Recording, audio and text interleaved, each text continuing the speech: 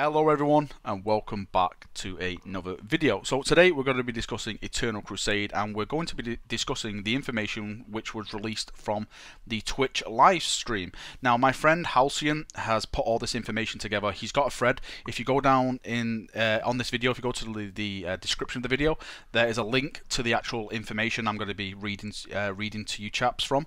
Please go and give him a like and say thanks, because he is doing a fantastic job doing this. He's taking a lot of time out of his day to gather all this information for us so we can have a nice healthy read. Anyway, let's jump right in and let's get started. So first things first, if you were a founder or you previously bought the game before it went free to play, then you should now have a Steam giftable version of the game. But they put a warning out, is that please do not apply this to yourself. You really shouldn't be able to do it, but someone managed to do it, and it wiped out all his character progression because it saw his count.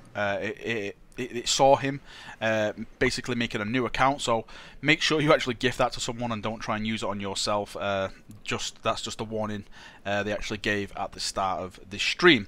Now, one of the big things to come out of the actual Twitch show is the Orc Commando. Now, if you've been watching for the last couple of weeks, they've actually been going over the Orc Commando, so this is kind of a production update. So let's jump in and let's discuss the Orc Commando. So commandos will be in the next patch. Heroes are going to be added one at a time. So we're going to have the Orc first. I have no idea what's coming next. Hopefully the Space Marine one. I'm a fanboy. So the Orc one is definitely going to be in the next patch. Right. To obtain the Orc Commando, it can be obtained by going to the store, and it says here it's going to have like an elite class, something like that. So maybe I don't know if you maybe have to buy in with RTC or requisition. I'm not too sure on that front. It's also accessed through the loadout, so it looks like you get through the loadout. There's still a lot of working progress to be done. The equipment set, there's just so the actual equipment on the Orc Commando is set. You can't go in and like give him like different guns and stuff like that. There's no customization on him. What you see is what you get. It's just one of them heroes where you can't go in, change stuff around. It's basically a bog standard hero you can't mess with. It comes with a preset gun and stuff, and you can't change it at all. So they discussed how the Orc Commando will work. Apparently it's going to be similar to the Striking Scorpion.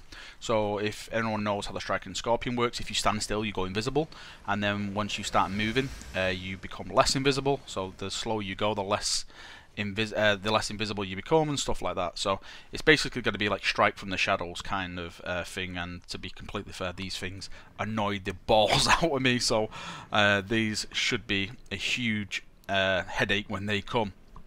It says here that a skill will be added to the progression tree to be called Cunning, which is basically stealthy for non-elite classes. And now I don't know what that means. I don't know if they're going to be getting some kind of stealthy buff. I'm not too sure about what that. Hopefully we'll get some more information. Commandos still needs additional skinning and a proper gun, so that's what we're waiting for now. It still needs skinning and an actual gun to be added towards the class itself. Very, very glad that they're actually getting the heroes out now. I'm a bit disappointed that they didn't have these for launch. I personally feel that maybe something as big as this should have been part of the game for launch, but hey, at least they're getting it out there, so I really can't complain as much as I want to on that front. Anyway, let's push on and let's look at the next production update. So the next big thing we're going to be looking at, which we're going to be actually seeing from the developers, is a world map. The new visuals for the world map. The actual world map the actual visual side of it is going to be added to the UAT next week. There's only going to be a visual update for now, which I'm a bit sour over. I want more interaction on the world map for this game, which is basically it's saying it's an MMO. It doesn't feel MMO at all. There's nothing about it at the moment for me personally which feels MMO at all. It says here more map functionality will be added in the future. It'll be zoomable. Guild banners may show up on the world map, and in brackets, no promises. Again, I think guilds are very underrated at the moment when it comes to the community of the game. I don't think they're really looking how vital guilds are to the game. The main players from the forums from the actual community itself, like the really core players who keep going on about this game, who keep reporting and stuff, are all in some guild, some type of guild, whether it be an Orc guild, a Eldar guild, a Space Marine guild, a Chaos Space Marine guild. And for someone who actually runs a guild like myself, I feel like the actual guilds are very... they're not fleshed out at all. Like, you've got a group and you've got your name, and when you go in there, like, the ranks you've got is like leader, officer and scout, so we can't have any custom ranks, we can't jazz it up a bit. It feels very bare, very bare. I want stuff where, for example, I can invite people into my group from my guild while I'm in game, so I don't have to have a huge Steam list, so I'm not constantly inviting people from my Steam list into the game. There's some features which I feel like they're really missing out on with the guilds, but again, I think I'm just ranting on and raving about stuff which I shouldn't be doing at this time. We should go back to the map. But yeah, the map is getting updated. It does need updating. To be fair, it doesn't look nice at all. I don't think it looks a bit meh, if that is the right word to use. You can actually see now I'm putting pictures up of the actual new visual customization of the actual maps, and they do look a lot better. But again, I think we need a bit more interactivity with the maps and stuff. You know, who's fighting where, how much, when is that zone going to be lost, like percents wise, like maps loss wise, and all statistics, which guilds are fighting on there and stuff. Like, something that just makes you think, okay, that guild's fighting there, that guild's fighting there, let's go and hit that guild over there because they're pushing through the most. Just basically common stuff which tactical map really should show. So yeah, all in all, happy that they're actually pushing forward with the maps, but it needs a lot more work in my opinion. Okay, so let's push on with the next production update. And the last production update we're going to be getting, well, which goes on here, is about the campaigns. So it says here the Orc campaign is in game. For this month and beyond, there is a campaign of campaigns, and it says here in brackets, marketing campaign, in-game campaign, and special offers for that faction. Each faction will have their campaign, and once we go through all 4, we will go to to more interesting campaigns. I don't know what that means. Focus right now is for people to try all the factions. This campaign was so successful that many people complained there were too many orcs. There was a huge amount of orcs. We need to find the middle ground where you find matches without focused faction. That is true. They really need to fix that. Next campaign will be Chaos, so that's confirmed. The next campaign will be Chaos. We will see how many continue to play the orcs versus switching to Chaos to adjust the campaign as needed. Chaos bundles and marketing to follow. New Chaos items will be added. Okay, let me just go over some complaints I feel about the campaign. Now, firstly, I love seeing faction campaigns. I think they're a real big thing. I think that is something that is much needed to bring a bit of personality and character into the game, but I felt robbed that all you needed to do is just win 10 games as a Orc player and win the campaign as a whole. I really think these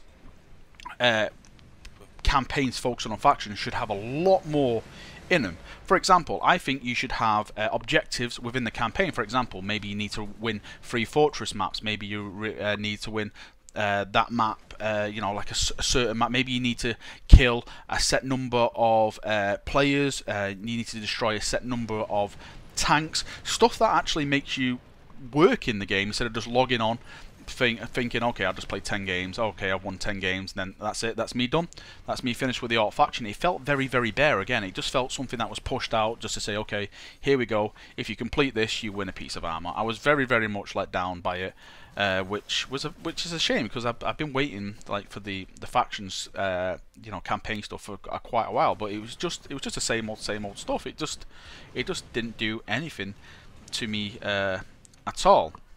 But yeah, hopefully they'll change that around and maybe add a bit more character to it, because it just felt boring at the end of the day. It was just meh. And I know there was a huge imbalance of players, because obviously everyone went to go and play the Orcs. So I think it says here there was 5 times as many Orcs on as usual.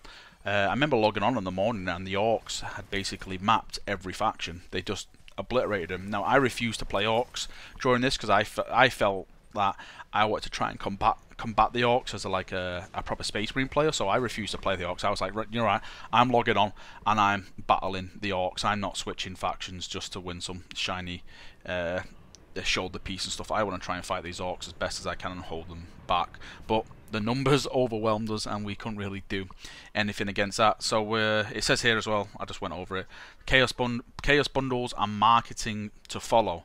Now I don't know if that refers to the game marketing, like marketing to get the game out there, or marketing to get the chaos bundles out there. I'm not too sure about that.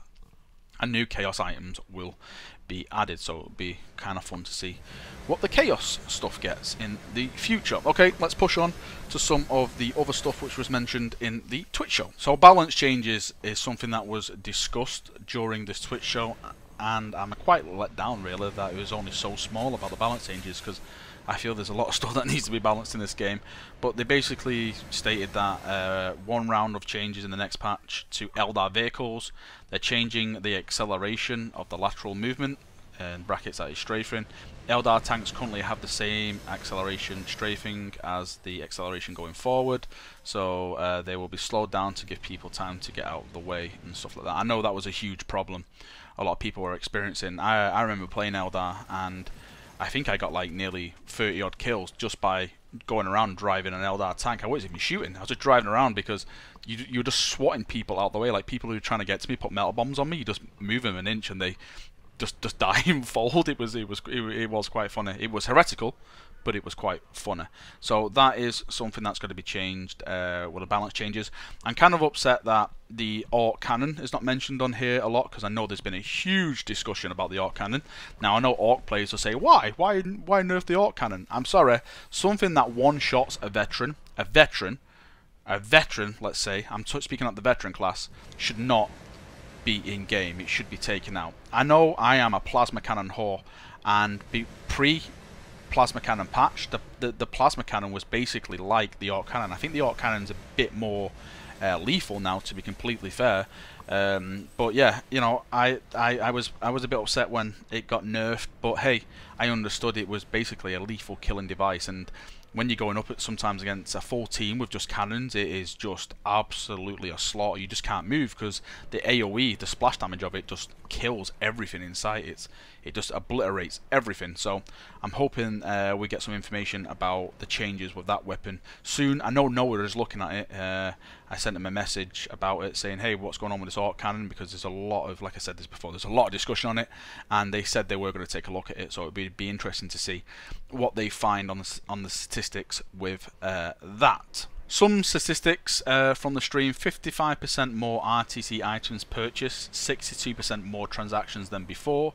1 day retention rate is 51.4%, half of the players came back. 7 day retention rate is 36.2%. 1 month retention rate is 12.9%. So you can see there through the month people were basically dropping off. I know they keep saying that, oh, we have players come back from personal, but from my experience, I'm seeing a lot of people who are actually getting the game as the free version solely complaining about the balance of the game. That is the main concern for the free players. Like I know a lot of people saying, oh yeah, this doesn't look good, this doesn't look good, but the main complaint I see from people is balance. So I think that should be the top of their priority to get those retention levels up. Okay, let's move on to the Q&A, because this should be fun. It's actually quite long as well. I'm scrolling down to see it is. Okay, so the first Q&A. So this is the question: any end game plans for max level characters, in brackets something to do when hitting XP cap? And they replied, we have a system planned to reset your characters for some sort of prestige level. So if everyone's ever played like Call of Duty or anything like that, even the Last Stand in Dawn of War, I think they're on about that kind of thing. It says XP bonus to shorten time to get back to level 5 and 6. Possible cosmetic rewards for endgame. We also want to improve the map and add continents. Now, I'm just going to go over this real quick. One of the biggest problems I find as being a high level player is that there's nothing really to do once you hit level 5 or 6.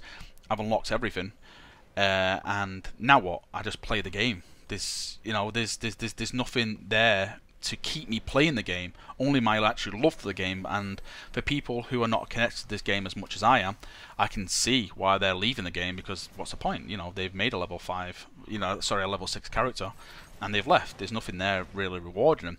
Now this is where I think they should start adding more cosmetic stuff to the end game players. Again, maybe do some kind of objectives.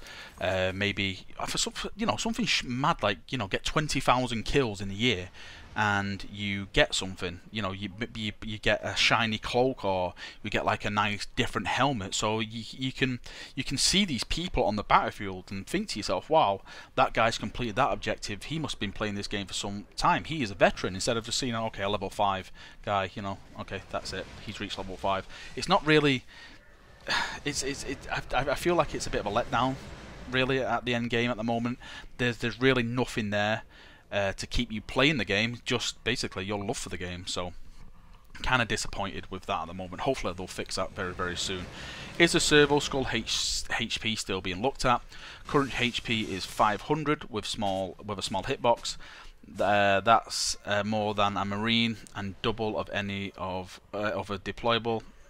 So basically, this guy's asking, will the Servo Skull be nerfed? And they said, yes, we want to normalise the hit points of deployables. So deployables are stuff like, you throw a Servo Skull down, you throw an Orc heal grenade down, all that kind of stuff. Those are deployables. So the next question is, would you consider removing cloth physics so we can have access to more clove-based customization on non-veteran classes? And they replied, not easy to remove, cloth-based customization. Now for the Space Marines, I just want to hit this. When you're a veteran, you get a loincloth, but there's no physics on the loincloth, but there's physics on the Eldar, like cloth stuff, like with the what they're called, the Warlocks and stuff. All their stuff moves, and ours don't. Ours just looks like a brick wall just stuck between your genitals. So I'm kind of upset, like they get like a nice blowing in the wind effect, and we look like someone's just put some concrete between our legs and it stays there. So hopefully that'll get fixed. Next question, anything about mods for heavy weapons or weapons that have no mods available yet? And they put no, has to wait until some of our staff return from vacation, but Nathan said he may do some. Come on now, developers. This game's been out for how long and we still have no modifications on the heavy bolter? The basic heavy bolter has no modifications? I'm sorry, I think that is very, very, very bad. I think at least we should have some sort of modifications. Every other weapon is getting modifications. The grav gun, which came out way before the way after the heavy bolter has got modifications. So why hasn't, like, for example, some of the stuff that's been in from the start, the heavy bolter got modifications? It makes no sense to me. And they say here when staff returns from vacation, it's how many staff is on vacation? It's just one of them things. Oh well. Let's hope for the best for that. Chance of seeing the Sorcerer's Offense Warp forces extracted from the trash basket, and they put no, but we want to make the Sorcerer a psychic type, then a melee type. We will improve the spells, and in brackets, hopefully, which again is scratching my head at that. So you are doing or you're not doing? It's kind of conflicting. I can see where a lot of people get very upset about this, because they say something, but are they really meaning that? Come on now, just state yes or no. It's surely it can't be that hard. We're not politicians. Just please state it. Question: any plans to change WA, the mechanic that we currently have, within 6 months? And they put no. Solid plans on how to change the mechanic, but there are some bugs. WA triggering at the end of a match. We were trying to improve it. Now, the WA mechanic can be a huge advantage or a huge hindrance. For example, if you're attacking as orcs on a fortress map, the WA mechanic, I personally think, is a huge benefit, because you die but you instantly get back up, so you can get straight back into the fight. But if you're defending as orcs, if you die, then you don't go to a down state, so you basically just lost a life straight away. So it does have an advantage and disadvantage. I don't know really how they could improve it. If anyone wants to discuss that, then please post in the comments below, and we will try and have a little discussion about that. Okay, the next question: what problems do you think the current melee has, and what options have you considered to fix them? Now this should be an interesting one, because melee, personally, I think has been trash way before the game released. It doesn't feel fluid at all, in my personal opinion. Melee feels heavy and uncomfortable. So the answer is here. Hang on, where I've lost it. There we go. We're fixing bugs and fixing inconsistencies with timings and distance, in brackets lunges. Major problem with melee is it takes too long to have melee. You have to have 3 clangs before a weapon breaks. We want to look at durability and lower it so melee matches are faster. We want to look at the melee of ranged classes so they break sooner. We want to look at the length of the stun timers on the D-bash, and they put stuns are too long. Right, personally, I'm just going to go on a little rant here now. Now, I'm a person that has played Space Marine, the game which basically I think this game has been based on, and I thought the melee in that game was perfect. It was a skill-based melee system. To stun people, you had to do combos, like to stun them and stuff like that. To hit them, you had to look where you were swinging. I hate lock-on. I really hate lock-on. I don't think lock-on should be a feature in any kind of multiplayer game. It just cheapens it for me. I wish they'd just get rid of the lock-on and have it where it becomes more fluid, faster, and a lot more skill-based. So people who are good at melee are actually good at the game, so it shows, wow, this guy's really good at melee, he's really good at the game. It's not just some guy pressing a button to lock on and spam swinging, not swimming. So yeah, that is my take on the melee. Hopefully we'll get something like that, but I wouldn't hold my breath. Okay, where are we? The theme campaigns appear to be a failure. This is the next question, by the way. The theme campaigns appear to be a failure. Let others stack pre-made teams non-stop, and the faction experiences long queue times, resulting in the overall fun experience. Will future campaigns be adjusted? Now, again, this was, I agree with this. They just didn't work at all with this. And they've answered, the campaign was hugely successful, but not largely a failure.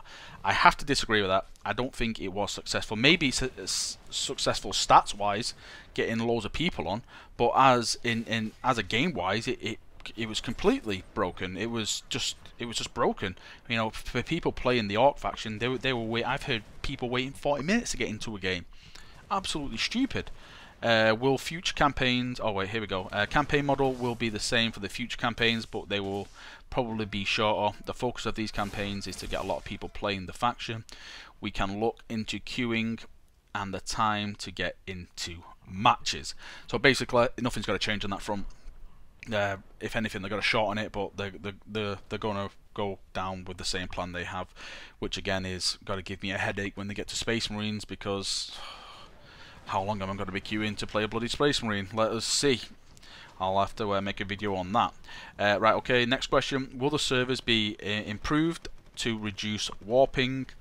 And the answer is a number of servers, and the number of servers isn't the issue. Our servers auto-scale, so at any time there are 2 full machines at full capacity, another one spins up. We have never run out of servers. The problem is netcode, the interaction with the hosting environment. On the server side, it's more about the server code, which we're working on. I don't think do the developers actually work on the server code. I thought they were Amazon cloud servers, so I think it would be down to Amazon. I'm not too sure how that works. I'm not really going to comment on that because I have no idea how the server stuff works. Plan to add other base classes to factions aside from elites, and they simply replied no. So that sums that up.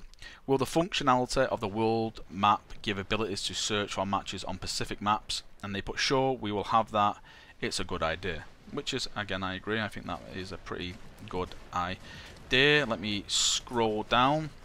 I've only got a couple of questions left now. Sorry for my constant speaking, if anyone's getting annoyed. We will be addressing the size of the Pain Boys healing bottles versus the Apothecary healing nades. And will you improve the experience of playing a Pain Boy? And they said we will look at the size of the bottles, basically the auras, basically what put down the floor, which give you heals and stuff like that. That's what they're talking about. And eventually address the lackluster experience of playing a Pain Boy. So it looks like they may be trying to improve the Pain Boy. Oh, here we go. Question: will we be seeing the cannon get the same treatment as the plasma cannon? Question mark. This campaign has been very good to spot which weapons could use a bit of balance. Cannon and A-Stacker are the first 2 that come to mind. And they replied, yes, we looked at the cannon and we were surprised to find out it does 1600 damage and has a huge blast radius. It has a fall off, but the fall off is linear. we have nerfed it. Put an extra bit into the fall off. You will get instantly killed on a direct hit, but you won't get killed in a blast radius. Enjoy the cannon while it lasts. If the nerf isn't enough, we'll nerf it again, which confuses me there, because they said if you get hit off a direct hit of it, it'll kill you. Well, if you get a direct hit of a plasma cannon, 9 times out of 10 it won't kill you unless you've lost a little bit of health. I've been hitting orcs fully on with a plasma cannon, and it basically stuns them. Rarely does it one-shot them. Most of the time it puts them in a down state, most of the time. But yeah, that's very confusing. I don't know if they want to make the cannon more powerful than the plasma cannon. I'm not too sure what the situation was that. I'll try and get some more information about that. And the next question is, can we give the squad lead position an opt-in mechanic instead of automatically and randomly assigning it to whoever without a proper way to piss off someone else? Yes, that's a nice suggestion they put. It would be nice to have an opt-in. A task will be made to add this. I completely agree. One of the worst things I find in game at the moment is being randomly put into a squad with a guy who's just been randomly elected as a squad leader, who doesn't know how to play a squad leader or doesn't care how to play a squad leader. It really irritates me when I ask the guy to put an attack marker on the point and he just completely ignores me. I'm trying to speak to him voice over IP. I'm trying to speak to him, typing to him, hey, put a marker on this point. Come on, help us out. And he just doesn't care, and he just doesn't lead the squad. He just wants to go around playing on his own. So I welcome that. Any plans to change any weapon or abilities the orcs currently have? And they put no. And the last question is, Chaos getting any more MK3 armor parts? And the question is yes, which of course Chaos should have all, like the Mark 3 armor and the Mark 4 and stuff like that, because basically the Chaos Space Marines became Chaos Space Marines during the Horrors Heresy and the Great Crusade and all that kind of stuff. So that's when all the armor was in its prime. So they should have huge amounts of access to that kind of stuff. So I'm surprised we didn't have that already. So that is me done. Again, a huge thank you to Halcyon for putting this together. Without it, I wouldn't have been.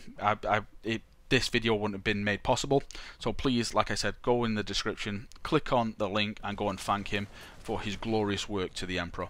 For me, that is done. I hope you've enjoyed the video. I'll try and do these each week. I'm not too sure if they're going to take off because the thread is, you know, it's just there. But hey, we'll see. So thank you for watching, and I shall see you all soon. See you now, and bye-bye.